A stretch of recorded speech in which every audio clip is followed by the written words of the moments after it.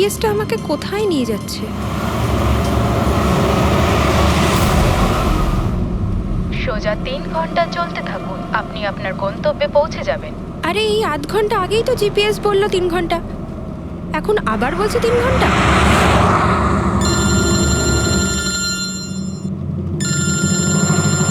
Hello. High সিরি। High. আমিও ওটাই ভাবছি, 2 ঘন্টা ধরে তুমি আমায় ফোন করলে না কেন? আরে আমার পেছনে লাগছো তো? না না, আমি আমার কিউট সোনুর পেছনে কি করে লাগি?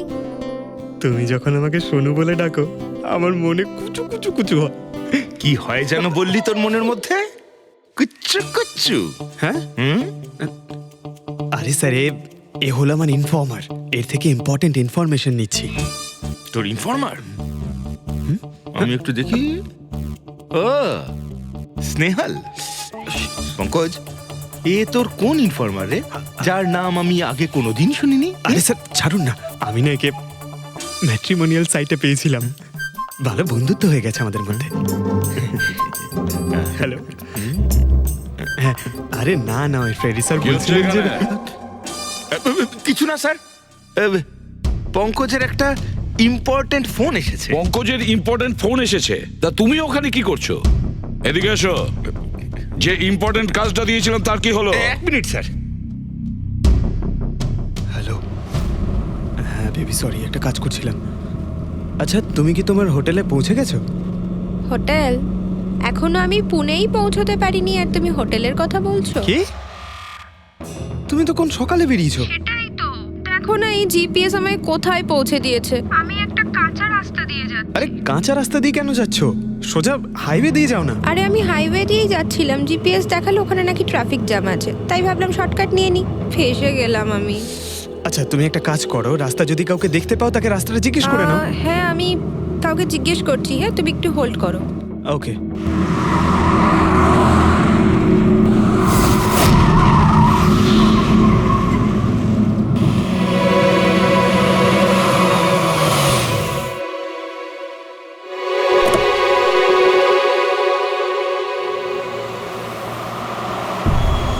এক্সকিউজ মি, এক্সকিউজ মি, আপনি একটু বলতে পারবেন এই রাস্তাটা হাইওয়েতে কানেক্ট হবে কিনা? হ্যাঁ হবে। কত দূর এখান থেকে? হ্যালো স্নেহাল। Hello sir. কি হয়েছে পঙ্কজ? স্নেহাল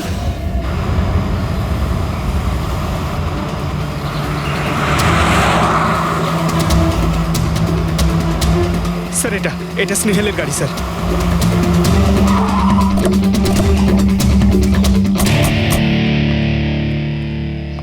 আপনারা? সিআইডি। স্যার, স্যার আমি ইন্সপেক্টর মহেশ, সামনে থানাতেই আমার পোস্টিং রয়েছে। কিছু জানা গেছে? তেমন কিছু জানতে পারিনি স্যার, কিন্তু গাড়ির সামনে থেকে এই ভাঙা মোবাইলটা পড়েছিল, পেয়েছি স্যার।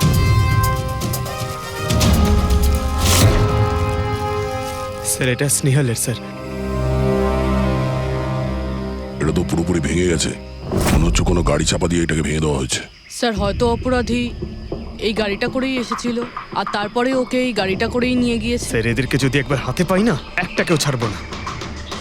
আচ্ছা পঙ্কজ, স্নেহালের কারোর সঙ্গে কোনো শত্রুতা ছিল? স্যার সাদা সিধে মেয়ে ছিল স্যার, ওর কারোর সঙ্গে কোনো শত্রুতা নেই। ঠিক আছে, আমরা স্নেহালকে খুব তাড়াতাড়ি খুঁজে বার করবো। এটা স্নেহালের ব্যাগ, পার্টস, এই ল্যাপটপের মতো দামি জিনিসটাও গাড়িতে? স্যার এই অপরাধটা লুটপাটের জন্য তো শুধু হয়নি। আমি একটা কথা কিছুতেই বুঝতে পারছি না, এই স্নেহাল পুনা যাচ্ছিল তো এই রাস্তায় কেন এলো? মানে এই রাস্তা তো পুনায় যায় না। জিপিএস এর জন্য স্যার, জিপিএস দেখে ওই রাস্তায় এসেছে। জিপিএস ভুল রাস্তায় নিয়ে এসছে, এটা কি করে সম্ভব?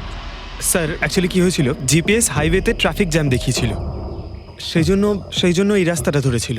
ও, তার মানে স্নেহাল খুব বড় ষড়যন্ত্রের শিকার হয়েছে।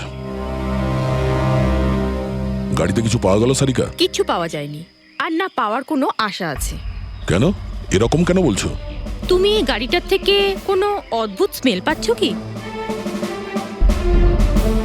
এই কেমিক্যালের মতো কোনো একটা জিনিসের গন্ধ। এক্স্যাক্টলি, এটা কেমিক্যালের গন্ধ। অপরাধী যাওয়ার আগে এই গাড়িটা ভালো করে পরিষ্কার করে গেছে জিম্বোকোলক্সি নামের কেমিক্যাল দিয়ে। এখন এই গাড়িটার থেকে না তো কোনো আঙুলের ছাপ পাওয়া যাবে আর না ডিএনএ। এই কাজটা তো কোনো প্রফেশনালের। স্যার খুনি যদি প্রফেশনাল হয় তাহলে ওকে খুঁজতে অনেক সময় লেগে যাবে স্যার। পঙ্কজ, তোমাকে কিছুক্ষণের জন্য ভুলতে হবে যে স্নেহাল তোমার বন্ধু, একজন সিআইডি অফিসারের মতো ভাবো। Right sir. স্নেহালের মম ড্যাড, আন্টি। বাবা পঙ্কজ, কিছু জানতে পারলে? আন্টি আপনি চিন্তা করবেন না স্যার, আমাদের পুরো টিম রয়েছে, স্নেহালকে খুঁজে বার করব। সকাল সকালও বাড়ি থেকে বেরোনোর সময় খুব খুশি ছিল, জব ইন্টারভিউয়ের জন্য যাচ্ছিল তো। আমি ওকে বলেও ছিলাম তুই পুনা যাচ্ছিস যখন ট্রেনে চলে যা, কিন্তু ও আমার কথা শুনলো না। এই স্নেহাল পুনা যাচ্ছে, সেটা কে কে জানতো? আমরা বাড়ির লোকেরা আর ওর কিছু বন্ধু বান্ধব। পুনাতে কোন কোম্পানিতে যাচ্ছিল এই ইন্টারভিউ দিতে? Okay take. ওখান থেকে রোহিত বলে একজন ফোন করেছিল। রোহিত? আপনাদের ছাড়াই রোহিত জানতো যে স্নেহাল পুনা আসছে।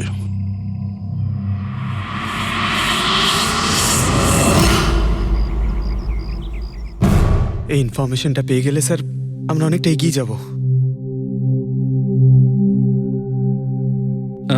হ্যালো স্যার, আমি হলাম রোহিত, এই কোম্পানির এইচআর ম্যানেজার। রোহিত, স্নেহাল নামের একটা মেয়ে তোমার কোম্পানিতে আসার কথা ছিল না জব ইন্টারভিউ দিতে? জব ইন্টারভিউর জন্য? আগে না তো। না মানে কি বলতে চাইছেন? এই ইমেলটা আপনাদের কোম্পানি থেকে পাঠিয়েছিল তো? এটা তো আমাদের কোম্পানির ইমেল অ্যাড্রেসই নয়, কেউ নকল ইমেল থেকে হয়তো এনাকে বোকা বানিয়েছে। আচ্ছা, এরকম না তো যে এখন তুমি আমাদের বোকা বানাচ্ছ? হ্যাঁ স্যার, এই দেখুন আমার কার্ড, এখানে কোম্পানির ইমেল আইডি পরিষ্কার করে লেখা আছে। যদি আপনি চান তাহলে আমি কোম্পানির বসের সাথেও আপনার দেখা করাতে পারি। আমাদের কোম্পানির সমস্ত পজিশনই ফুল আছে, আর এখানে কোনো কাজের জন্য কোনো ইন্টারভিউই চলছে না। স্যার, তার মানে এই ইমেলটাও ওই অপরাধীরাই পাঠিয়েছে। অনেক বড় প্ল্যানিং করেছিল কেউ, সে যেই হোক স্নেহালের সম্পর্কে অনেক কিছু জানে। পঙ্কজ, একটু ঠান্ডা মাথায় ভেবে তারপরে বলো, স্নেহালের সঙ্গে কারোর কি কোনো শত্রুতা ছিল? না স্যার। আরে একটু ভেবে চিনতে বলো, হয়তো কখনো বলেছিল কারোর সঙ্গে ঝগড়া হয়েছিল। হ্যাঁ, মনে করো। দেখো ভাই পঙ্কজ, পৃথিবীতে এমন কোনো মানুষ নেই যার কখনো না কখনো কারোর সঙ্গে মনোমালিন্য হয়নি। তবে আরে ছোটখাটো ঝগড়া হয়তো হয়েছিল কারোর সঙ্গে। স্যার ছোটখাটো ঝগড়া হয়তো ওর বন্ধুদের সঙ্গে হয়েছে স্যার, কিন্তু এমন বড় কোনো ব্যাপার হয়নি যে ওকে কেউ এভাবে তুলে নিয়ে যাবে। আর স্যার স্নেহালের বাড়িতে কোনো কিডন্যাপারের ফোন পর্যন্ত যায়নি মুক্তিপণের টাকা চেয়ে। স্যার ও মিডল ক্লাস ফ্যামিলি থেকে বিলং করে স্যার, আর স্যার কেউ যদি মুক্তিপণ দাবি করে ওরা দিতেও পারবে না। পঙ্কজ, তুমি বলছিলে যে জিপিএস ওকে ভুল রাস্তায় পাঠিয়েছিল, তাই তো? আর জিপিএস থেকে ও বুঝতে পেরেছে যে ট্রাফিক জ্যাম আছে এক্সপ্রেসওয়েতে, তাই তো? Yes sir. কিন্তু স্যার ট্রাফিক পুলিশের লোকরা তো বললেন হাইওয়েতে কোনো জ্যামই ছিল না সেদিন। সেটাই তো, তার মানে জিপিএস ওকে ভুল ইনফরমেশন দিয়েছিল। স্যার জিপিএস ভুল ইনফরমেশন কি করে দিতে পারে স্যার? আজকাল তো প্রায় সকলেই জিপিএস ব্যবহার করে। প্রবলেম জিপিএস এ নয়, প্রবলেম হলো এটা যে আজকাল যেভাবে computer, mobile phone, laptop hack হয় সেভাবে জিপিএসও হ্যাক করা যেতে পারে। হ্যাঁ, হতেই পারে। আর অপরাধীরা যেখানে এরকম প্ল্যান করতে পারে তখন জিপিএস হ্যাক করা ওদের কাছে কোনো ব্যাপারই না। স্যার, স্যার বিগত 5-6 মাসে এরকম আরো অনেক লোক আছে যারা স্নেহালের মতনই গায়েব হয়ে গেছে।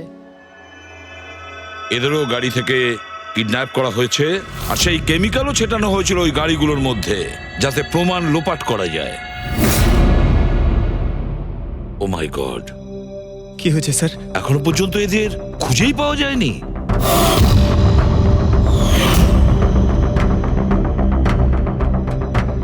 পঙ্কজ, এভাবে ভয় পাবে না, বুঝেছ?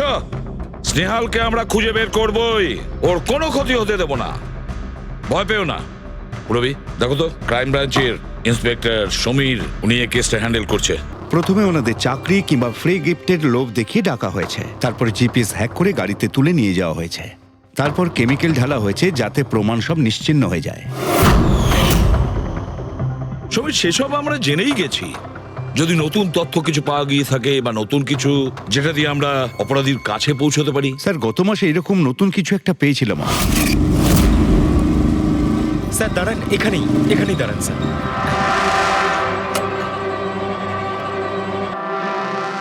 কোথায় আছে? ওই যে স্যার ওই গাছটার নিচে।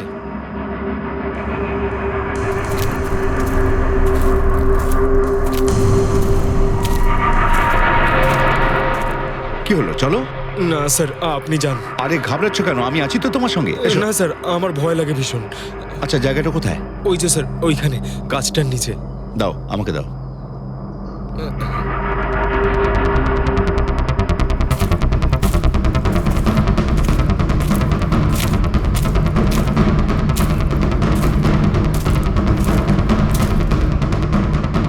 কি এই জায়গাটাই তো? হ্যাঁ স্যার।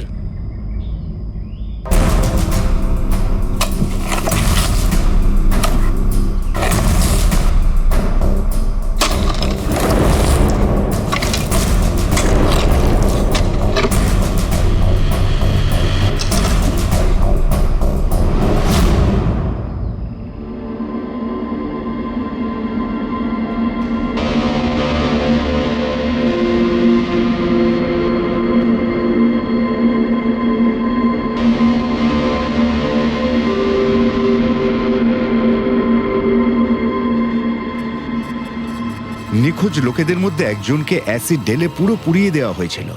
আপনি এটা কি করে জানলেন যে যে মারা গেছে সে এদের মধ্যে কেউ একজন? অন্য কেউ তো হতে পারে। ডেন্টাল রিপোর্ট থেকে জানা গেছে ওই লাশটা ভিকটিম নাম্বার 4 রিচা কুমারের। বাকি যারা নিখোঁজ হয়েছিল তাদের কি খবর? না স্যার, কারোর কোনো খোঁজ পাওয়া যায়নি। রিচার সাথে যা হয়েছে তা দেখে আমার মনে হচ্ছে না যে ওনাদের মধ্যে আদৌ কেউ আর বেঁচে আছেন। স্যার তার মানে স্যার স্নেহালও বাঁচবে না। স্নেহালকেও মেরে ফেলবে স্যার। পঙ্কজ দেখ, নিয়ে যাও ওকে বাইরে। পঙ্কজ স্যার হতে পারে এটা কোনো সিরিয়াল কিলারের কাজ হয়তো। না পুরবি, আমার তো মনে হয় না এটা কোনো সিরিয়াল কিলারের কাজ, কারণ নর্মালি সিরিয়াল কিলারের একটা প্যাটার্ন আছে, প্যাটার্ন খুন করার, কাউকে মেরে ফেলার। কিন্তু না না, জানি না কেন তবুও সিরিয়াল কিলার মনে হচ্ছে না আমার। এই দেখো, সে যেই হোক এ তো যাকে তাকে মারছে, সে কোনো মেয়ে বা মহিলা হোক বা কোনো পুরুষই হোক। এই দেখো, এরা হলো সবাই স্টুডেন্ট, বয়সটাও এদের কাছে কোনো ব্যাপার না। এটা নিশ্চয়ই অন্য কোনো ব্যাপার। এই দেখো, এই নাতাশা বেচারি তো, আরে নাতাশার সঙ্গে যখন দুর্ঘটনা ঘটে তখন ওর সঙ্গে ওর বয়ফ্রেন্ডও ছিল, কুলদীপ নাম ওর। হ্যাঁ স্যার, আমি ওনাকে 3 বার জিজ্ঞাসাবাদ করেছি, তারপরে কিন্তু বিশেষ কিছু আমি জানতে পারিনি। কুলদীপ স্যার এটা আমার ভুল। আমার সেদিন নাতাশাকে একা গাড়িতে ছেড়ে যাওয়া উচিত হয়নি। সবকিছু শুরু থেকে বলো, সব কথা ডিটেলে। স্যার নাতাশা এমআইবি কোম্পানিতে রিসেপশনিস্টের জব করত। তখনই একদিন হঠাৎ করে কোনো বড় কোম্পানি থেকে ভালো জবের অফার এসেছিল। Sir 1 minute.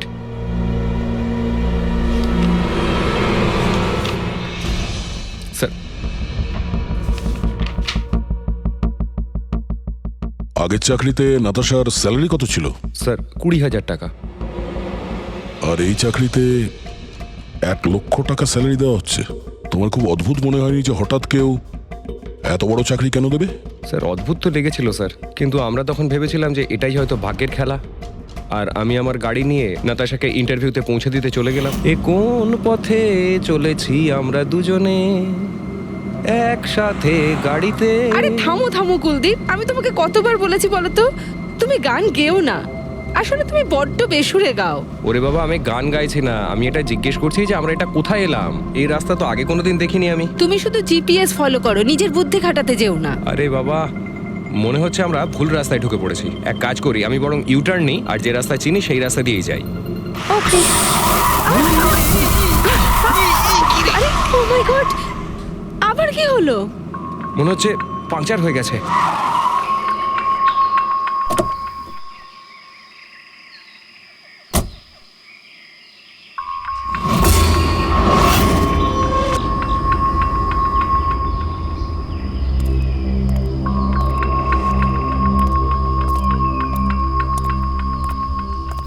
ও নো, দেখো দুটো টায়ারই পাংচার হয়ে গেছে, একটা হলে তো পাল্টানো যেত। তাহলে এবার কি করব? এখানে ট্যাক্সি, অটো কিছুই তো পাওয়া যাবে না। দাদা দাদা দাদা, এক মিনিট। এখানে আশেপাশে কত মেকানিক পাওয়া যাবে? হ্যাঁ আছে তো, 2 কিলোমিটার সামনেই আছে। কি হয়েছে, পাঞ্চার হয়ে গেছে নাকি? হ্যাঁ দাদা, আমাকে একটু ছেড়ে দেবেন?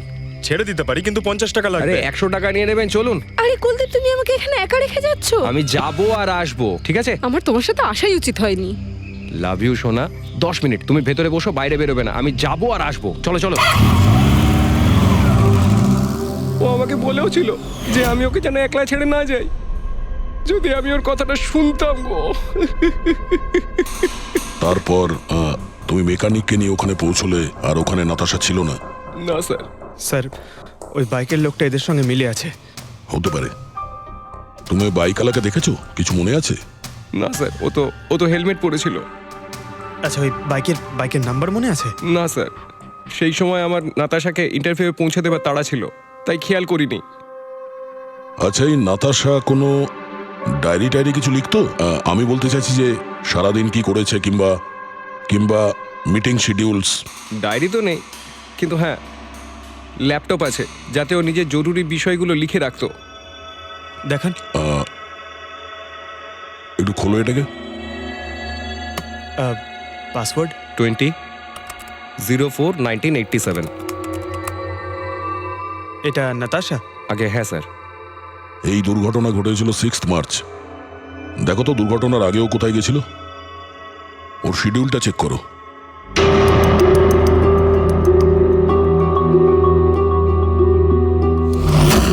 স্যার 3 মার্চ ও জেডি ল্যাব গিয়েছিল ব্লাড টেস্ট করাতে। হ্যাঁ তো? স্যার 1 সপ্তাহ আগে স্নেহালও ওখানে গিয়েছিল জেডি ল্যাবে। কি বোরিং ফিল্ম দেখালে তুমি আমাকে, জানো মাথা ধরে গেল। হ্যাঁ, ফিল্মটা একদম বোরিং ছিল না। আরে কি বোরিং ফিল্ম ছিল। আমার খুব খিদে পেয়েছে, চলো ওখানে কি কিছু খেয়ে নি। না, আমি খেতে পারবো না, তুমি খেয়ে নাও। আমাকে এখন 12 আওয়ার্স ফাস্টিং করতে হবে, আমার কাল ব্লাড টেস্ট আছে। Blood test? তোমার কি হয়েছে? Relax, it's just a blood test, normal routine checkup. আরে বাবা, তুমি তো ভয় দেখিয়ে দিয়েছিলে আমায়। আচ্ছা, ব্লাড টেস্টে ভয় পেয়ে গেলে, আর যদি আমার কিছু হয়ে যায় তখন কি করবে? তখন অন্য কেউ চলে আসবে। কি? অন্য কেউ? হ্যাঁ, অন্য কেউ? বলার সাহস হলো কি করে? আমাকে মেরো না তুমি, এখানে আমার একটা সম্মান আছে। I love you, I love you, I love you. আরে তোমার কিছু হতেই দেব না। স্যার, হ্যাঁ। যা সন্দেহ করেছিলাম তাই হলো। সব ভিকটিমই গায়েব হয়ে যাওয়ার ঠিক আগে ব্লাড টেস্ট করিয়েছিল ওই জেডি ল্যাব থেকে। জেডি ল্যাব থেকে? ঠিক আছে, একটা সূত্র তো পাওয়া গেল। আর স্যার, যাদের বাছা হয়েছিল তাদের কাছে একটা বিশেষ ইমেল এসেছিল টেস্টের কয়েকদিন আগে। কিরকম ইমেল? স্যার, ওই ইমেলে এটা লেখা ছিল যে ওরা পুরো টেস্টটাই 500 টাকায় করতে পারবে। স্যার, এরকম ইমেল তো স্নেহালের কাছেও এসেছিল। হ্যাঁ, 500 টাকায় তো আজকাল একটা টেস্ট করানো সম্ভব নয়।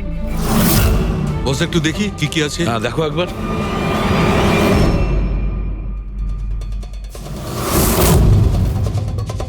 আরে এটা তো একটা বিশাল লম্বা টেস্টের লিস্ট দেখছি।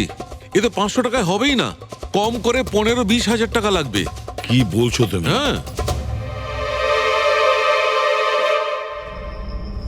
ব্যাপারটা বেশ গোলমেলে মনে হচ্ছে সালুখে।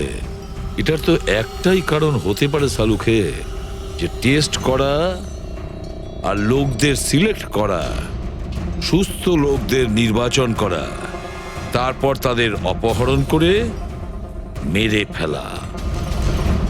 কিন্তু কেন ওরা মারছে?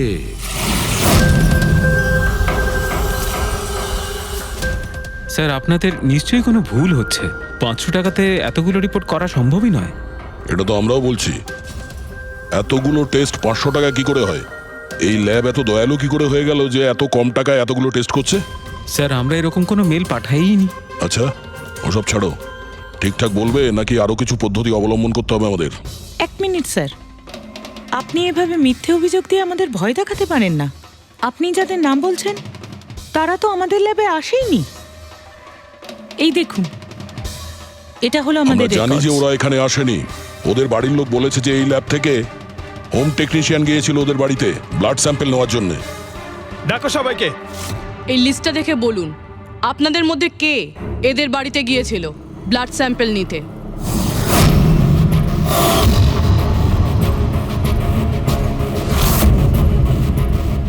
আমি যাইনি স্যার। আমি যাইনি স্যার। আমিও যাইনি স্যার। কেউ যায়নি? তাহলে ব্লাড স্যাম্পল নিজে থেকেই ওদের ঘর থেকে উড়ে এখানে চলে এলো? হ্যাঁ, এই ফিস ফিস করাটা বন্ধ করুন, জোরে বলুন, নাকি সিআইডি ব্যুরোতে গিয়ে কথা বলবো? স্যার অ্যাকচুয়ালি আপনারা ঠিকই বলেছেন, আমরা ভিকটিমদের বাড়ি যাইনি, বরং ওরা এখানে এসেছিলেন টেস্ট করাতে। কিন্তু সেই দিন নয় যেদিন আপনি বলছেন। এই দেখুন, কয়েক মাস আগে এসেছিলেন ব্লাড টেস্ট করাতে, ওইসব রিপোর্টস করাতে নয়। অর্ধেক সত্য তো তুমি বলে দিয়েছো, এবার পুরোটাই বলে দাও। কি করেছো তোমরা এদের সাথে? বলছি তো আমরা কিচ্ছু করিনি। নিশ্চয়ই কেউ আমাদের নাম নিয়ে নকল ইমেল পাঠিয়েছে। কিন্তু ওই নকল ইমেল পাঠানো লোকেরা কি করে জানলো যে তোমার ল্যাবে কোন কোন পেশেন্ট এসছে ব্লাড টেস্ট করানোর জন্য? তার মানে কেউ তো আছে এই ল্যাবে যে ওই অপরাধীদের এই ডিটেল দিচ্ছিল। কে? আচ্ছা একটা কথা বলুন, যতগুলো লোক নিখোঁজ হয়েছে তাদের সবার যে ব্লাড রিপোর্ট এসছে তার কোনো কমন ব্যাপার আছে? কোনো কমন একই রকম রোগ কিংবা ব্লাড গ্রুপ এক? না স্যার, কিছুই কমন ছিল না। সবার ব্লাড গ্রুপ একদম আলাদা আলাদা ছিল, কোনো অসুখও ছিল না। মানে সবার রিপোর্টই ঠিক ছিল? পুরবী, পঙ্কজ, এদের সবাইকে গাড়িতে বসাও, ব্যুরো নিয়ে চলো এদের। কিন্তু আমি তো কিছুই করিনি স্যার। আমি একদম সত্যি বলছি স্যার, আমি সম্পূর্ণ নিরপরাধ। স্যার আমিও তো কিছু করিনি।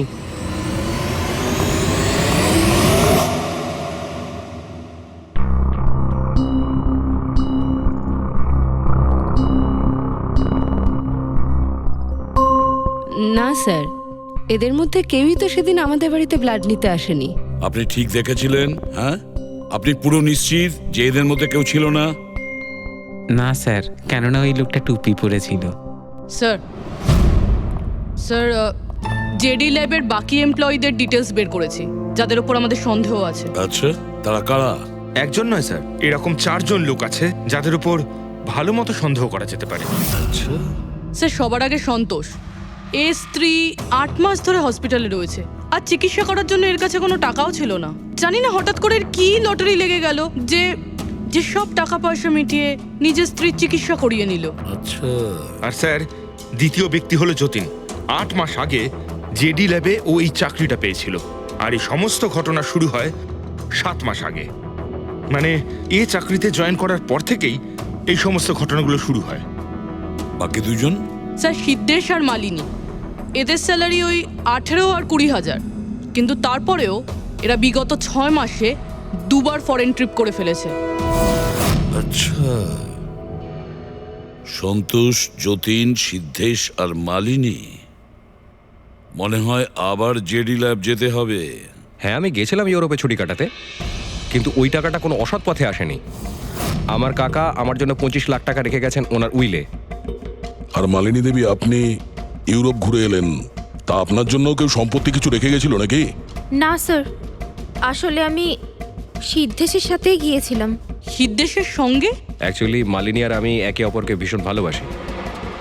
ও, লাভ স্টোরি।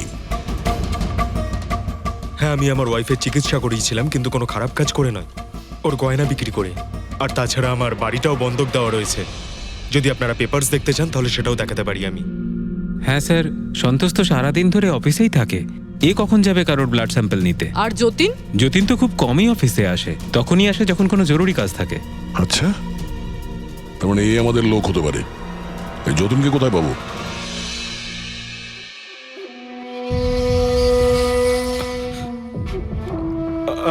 আমি কথা দিচ্ছি স্যার, কাউকে কিচ্ছু বলবো না, আমি কিচ্ছু বলবো না কাউকে। এই শপথ বাক্য সিনেমাতেই ভালো লাগে, বুঝেছো?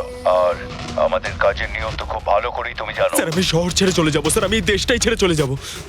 ওরা আমাকে কোনোদিনও খুঁজে পাবে না sir. Sir please sir. Jatin, নিজের আর আমাদের সময় একদম নষ্ট করো না। যার যখন চোখ বন্ধ করার সময় আসবে তাকে তো চোখ বন্ধ করতেই হবে, বুঝেছো?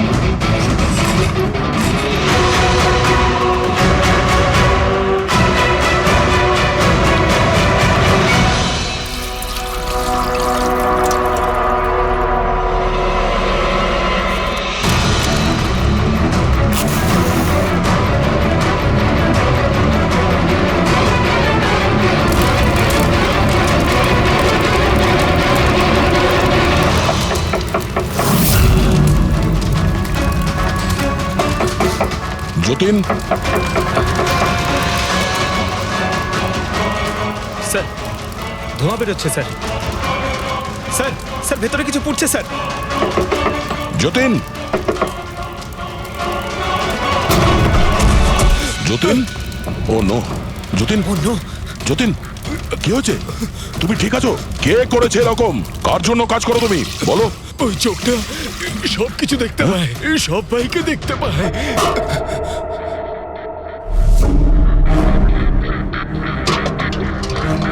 কি? যতীন, যতীন, যতীন, ও ওই চোখটা সবকিছু দেখতে পায়।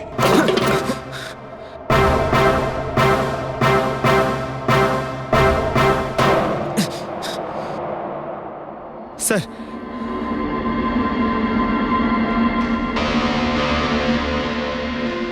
স্যার হয়তো হার্ড ডিস্ক থেকে কিছু জানা যেতে পারে। বস, মেক্রি ডেনথোনিং নামের বিষের জন্য এ মারা গেছে। মেক্রিডেন্থোনিন? আরে এটা তো সেই বিষটা না যেটা কারো শরীরে প্রবেশ করার মাত্র 5 মিনিটের মধ্যে লোকটা মারা যায়? হ্যাঁ স্যার, খুবই মারাত্মক বিষ। আর এই বিষটা খুবই গোপনভাবে লুকিয়ে রাখা হয়েছিল এর এই আংটিটার মধ্যে। বস, এইটাতে, এই আংটিতে লুকিয়ে রাখা হয়েছিল। এই দেখো,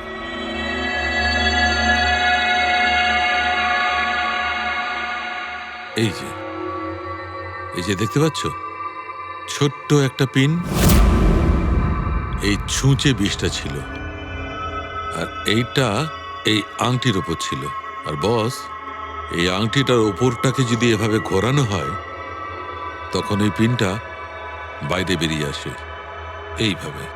আর যখনই এই সূঁচটা ওর আঙুলে ফুটে যায়, সঙ্গে সঙ্গেই বিষটা ওর সারা শরীরে ছড়িয়ে যায়। কিন্তু স্যার, যতীন নিজেকে শেষ করতে যাবে কেন? ফেডরিক, যতীনের ধরা পড়ার ভয় ছিল। একটা কথা তো স্পষ্ট যে যতীন নিজের বসকে, মানে যার হয়ে ও কাজ করত, তাকে খুব ভয় পেত। এত ভয় পেত যে যখন ও জানতে পারে আমরা ওকে ধরতে যাচ্ছি তখন ও সুইসাইড করলো, যাতে ওর সাহায্যে আমরা ওর বসের কাছে পৌঁছতে না পারি। বুঝলে, এই কেসটা শুধু কিডন্যাপিং আর সিরিয়াল কিলিং এর নয়, এটা অনেক বড় চক্রান্ত, খুব বিপজ্জনক বড় একটা চক্রান্ত। এর পেছনে একটা কোনো বড় গ্যাং ইনভলভ, খুব বড় গ্যাং। সেই গ্যাং যার সিম্বল হলো চোখ। স্যার, হ্যাঁ স্যার ল্যাপটপে কিছুই পেলাম না, সব ফাইল নিজে নিজেই ডিলিট হয়ে গিয়েছে অটো ডিলিটেশনের জন্য। আর হার্ড ডিস্ক? স্যার হার্ড ডিস্কও ড্যামেজ হয়ে গেছিল, কিন্তু একটা লিস্ট আমরা রিকভার করেছি। হ্যাঁ স্যার।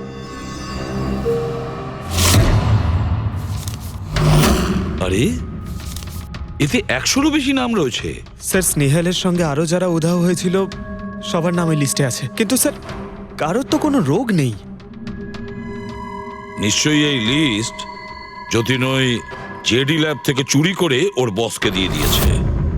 কিন্তু কে হতে পারে এই লিস্টের মধ্যে যার মৃত্যুর নাম্বার এসে গেছে? কে হতে পারে? একটা কাজ করো, এই লিস্টে যতজন আছে, যতজনের নাম আছে, প্রত্যেককে ফোন করো, সতর্ক করো তাদের, ওদেরকে জানাও যে ওদের প্রাণের ঝুঁকি আছে।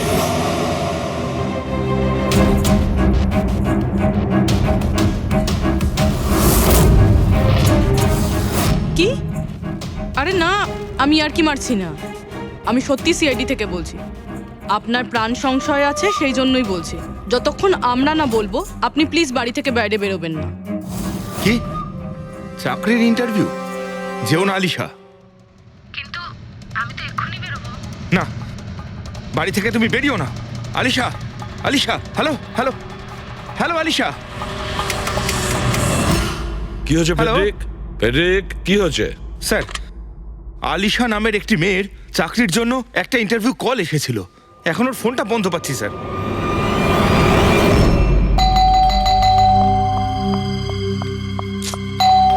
ওহো, এখন আবার কে এলো?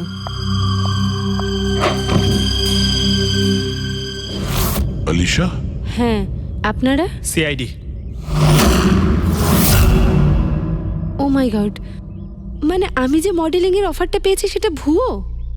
ওই লোকগুলো আমাকে কিডন্যাপ করতে চায়? হ্যাঁ, কিন্তু এখন আর ঘাবড়ানোর কোনো প্রয়োজন নেই। আলিশা এখন ইন্টারভিউর জন্য যাবেও, আর ওর কিছু হবেও না।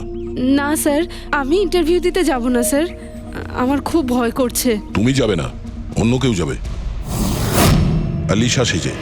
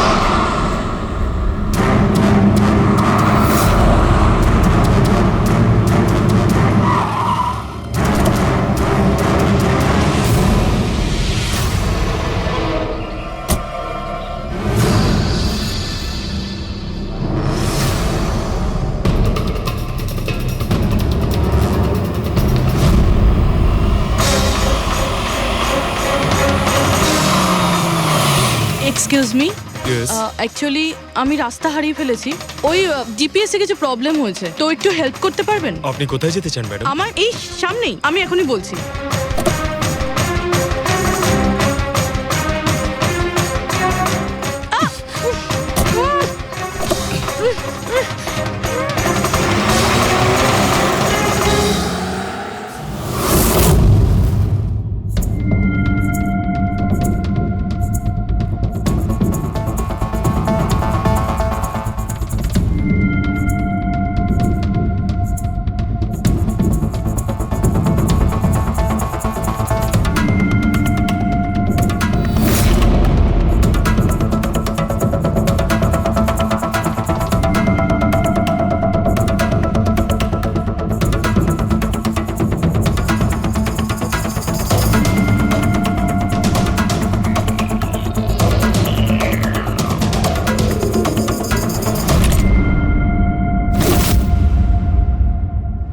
এসব কি করেছিস তুই? আলিশার বদলে অন্য একজনকে তুলে নিয়ে এসেছিস। আরে ভাই, এতে আমি কি করব? গাড়িটাও আলিশার ছিল আর মোবাইলটাও আলিশারই ছিল। তাহলে আলিশার ব্লাড গ্রুপটা কোথায়? তোকে তো এবার বসই দেখবে।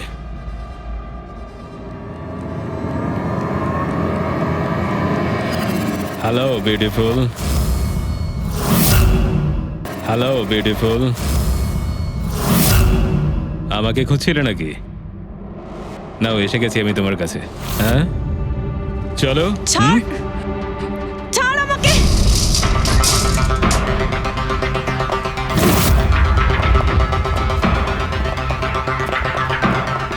পালানোর চেষ্টা, বিউটি উইথ ব্রেনস।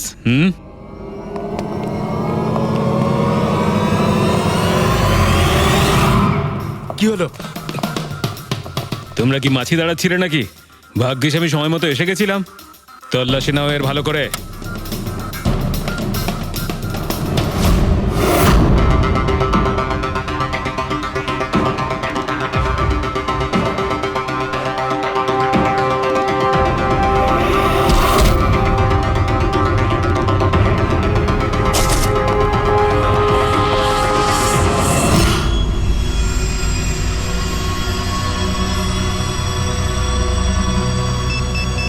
বস, জুতোতে কি আছে? নিজেই দেখে নাও।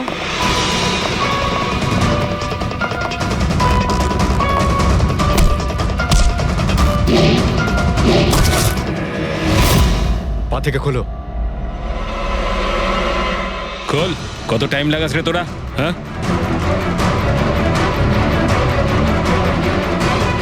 এই কি হয়েছে ভাই? Tracking device.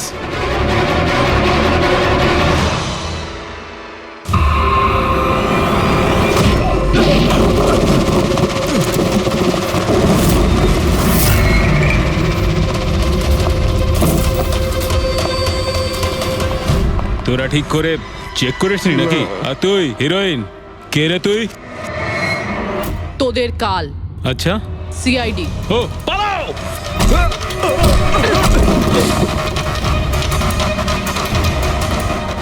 পুরবি? স্যার স্যার ওইদিকে পালিয়েছে।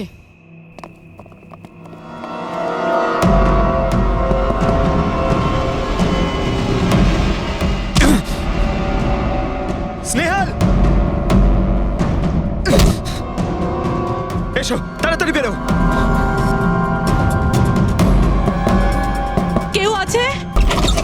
বেরিয়ে এসো, তাড়াতাড়ি এসো।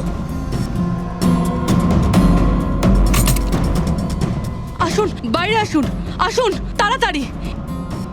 এইদিকে, সামলে সামলে।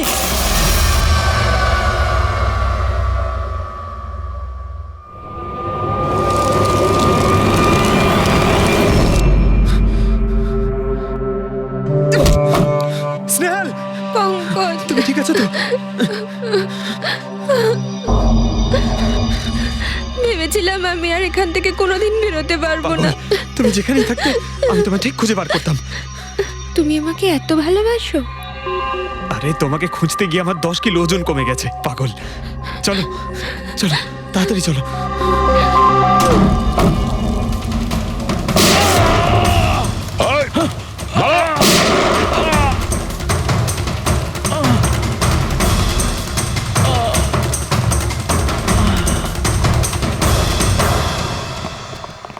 এত সহজে তোকে মরতে দেবো না।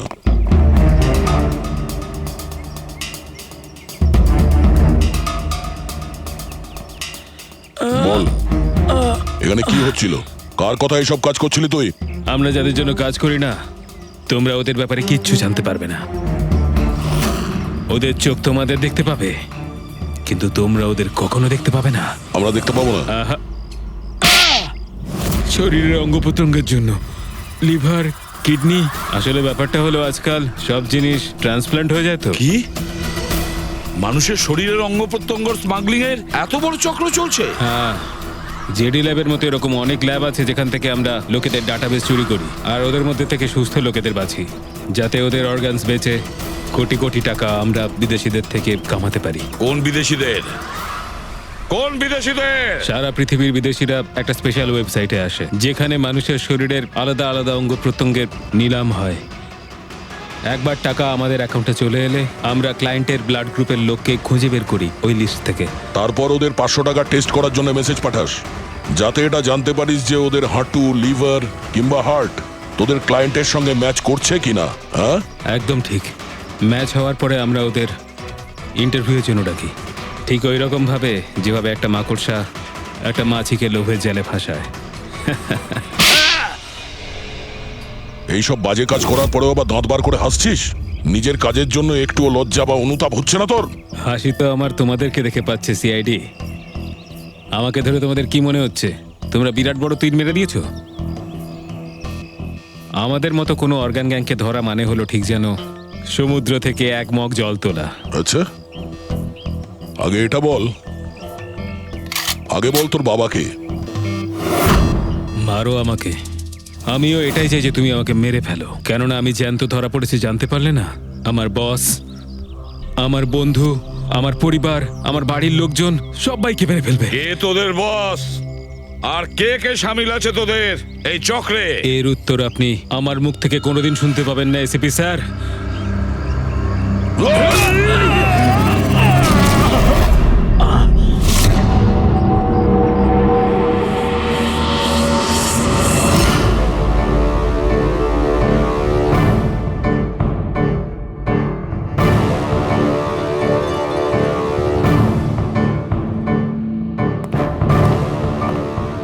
বস, একটা খারাপ খবর আছে। আমাদের অর্গান গ্যাংয়ের চোখ সিআইডির লোকেরা বন্ধ করে দিয়েছে। কিন্তু রণবীরকে দিয়ে সিআইডি কিছু বলাতে পারার আগেই ও আত্মহত্যা করে নিয়েছে। সিআইডির লোক আমার 1000 চোখের মধ্যে একটা চোখ বন্ধ করলে কি আর হবে? একটা চোখ যদি ওরা বন্ধ করে তার বদলে আমরা 100টা চোখ খুলবো। এবার তো জমবে আমাদের খেলা।